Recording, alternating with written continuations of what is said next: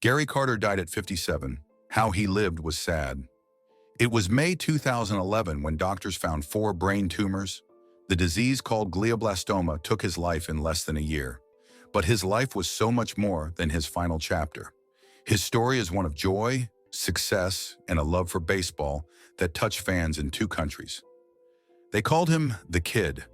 Gary Carter got this nickname during his first spring training with the Montreal Expos in 1973. He was only 19 years old. Carter tried to win every sprint and hit every ball out of the park. His huge smile and endless energy became his trademark. Carter played catcher, one of the toughest positions in baseball. His body took a beating, but he rarely missed games. His manager with the Mets, Davey Johnson, called him a horse because he always wanted to play, even when hurt. He showed hustle, hustle, hustle every single day. His career stretched nearly 2 decades. He started with the Montreal Expos in 1974 and played there until 1984. Then he joined the New York Mets from 1985 to 1989. He had short stays with the San Francisco Giants and Los Angeles Dodgers before ending his career back with the Expos in 1992. The numbers tell the story of his great career. He hit 262 with 2,092 hits and 324 home runs. He drove in 1,225 runs. Carter made 11 All-Star teams and won 3 Gold Gloves for his defense. He also earned 5 Silver Slugger Awards for his hitting. In 2003, he was voted into the Baseball Hall of Fame. Carter was known for his defense behind the plate. He set a record by allowing only 1 passed ball during an entire season in 1978. He led National League catchers in putouts 8 times, assists 5 times, and double plays 5 times. He caught base stealers better than most catchers of his time. He was truly elite at his position. His offensive skills stood out too, especially for a catcher. He led the National League in RBIs in 1984. He had power that most catchers didn't have. His 298 home runs while playing catcher rank among the most all-time for the position. But what fans remember most was his joy. Carter played with a smile and boundless energy. He pumped his fist after big plays. He cheered for teammates loudly from the dugout. He signed autographs for kids before games. His love for baseball was clear to anyone watching. Carter was also known for his durability. The catcher position wears players down quickly. Most need many days off to rest. Not Carter. He wanted to play every single day. He often played through pain and injuries that would sideline other players. This toughness earned respect from fans and coaches alike. His most famous baseball moment came in the 1986 World Series. The Mets were 1 out away from losing to the Boston Red Sox in Game 6. Carter came to bat and hit a single. This started one of the most amazing comebacks in baseball history. The Mets went on to win that game, and then the championship in Game 7. Carter hit .276 in that World Series with 2 home runs and 9 RBIs. While fans adored Carter, some teammates had mixed feelings. His endless energy and big smile rubbed some players the wrong way. Some thought he was putting on a show, especially for cameras. This earned him another nickname some teammates used, Camera Carter. The 1986 New York Mets were a wild bunch. Many players partied hard and lived rowdy lives off the field. Carter was different. He was religious, clean living, and devoted to his family. This created some tension in the clubhouse. Keith Hernandez, another star on that Mets team, once said, "The only person who thought Gary Carter was a captain was Gary Carter." Hernandez found Carter corny at first, but over time, they built respect for each other because they both wanted to win so badly. Their personalities couldn't have been more different. Hernandez was quiet and serious. Carter was loud and happy, but they both played hard and put the team first. This common ground helped them work together despite their differences.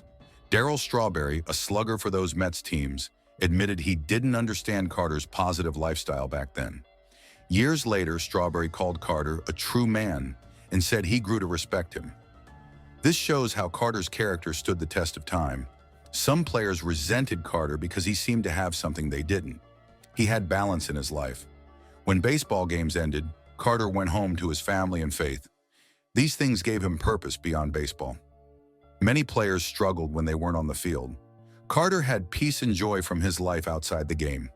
Despite these tensions, Carter never changed who he was.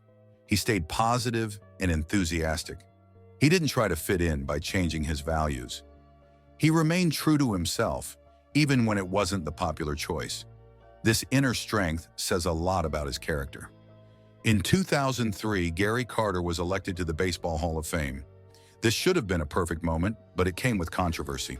The question was, which team's cap should he wear on his plaque? Carter spent more years with the Montreal Expos, 11 seasons total, but his biggest moment came with the New York Mets when they won the 1986 World Series. Carter himself wanted to wear a Mets cap in the Hall of Fame. He felt strong ties to the championship team in the city of New York. This upset many Expos fans. They saw Carter as the greatest player in their team's history. They pointed out that he played twice as many seasons with Montreal as he did with New York. The debate grew heated in both cities.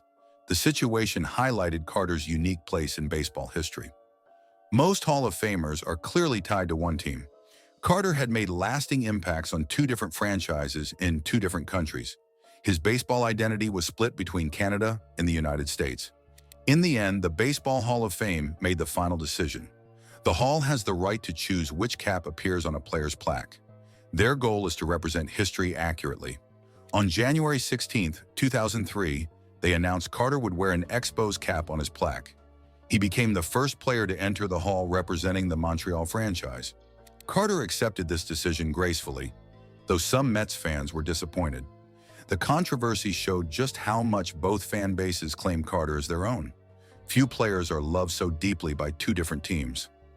In May 2008, Carter made a public misstep. He was managing a minor league team when he spoke on radio about wanting to become the New York Mets manager. The problem was the Mets already had a manager, Willie Randolph. Carter said, "I would love that opportunity," and mentioned he had contacted the Mets about his interest. He even said he could be in New York tomorrow if necessary. These comments caused backlash. Keith Hernandez, now a Mets broadcaster, called Carter unconscious, suggesting he didn't understand how his words would be taken. Another announcer called Carter's actions indelicate and graceless. Carter apologized for his remarks soon after. The incident showed that even good people can make poor choices in the heat of the moment. Carter's eagerness to return to the Mets organization clouded his judgment briefly. In speaking of passion for sports, if you love watching baseball the way Gary did, check out today's sponsor, Fubo. With Fubo, you can stream live sports, including MLB action, on your terms. No cable, just pure games. Hit the link below to get started.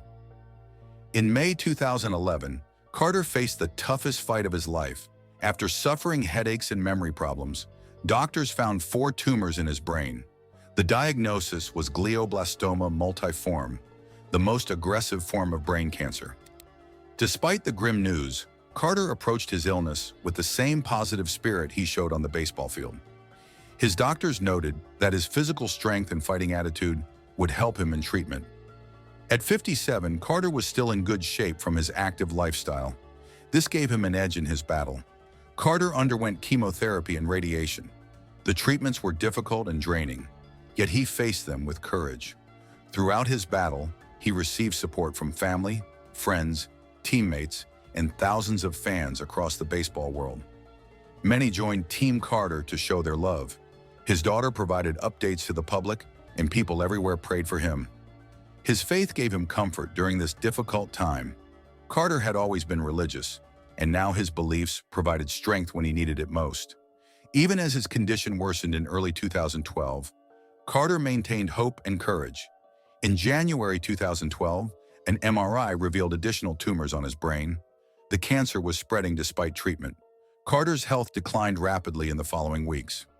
On February 16, 2012, Gary Carter passed away in Palm Beach Gardens, Florida.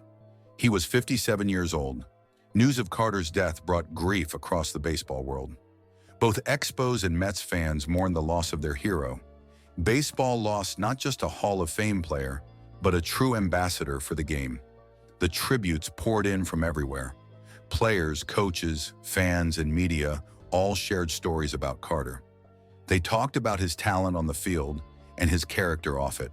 His number 8 was retired by the Expos organization, and the Mets honored him in their team Hall of Fame. Carter's impact went beyond baseball.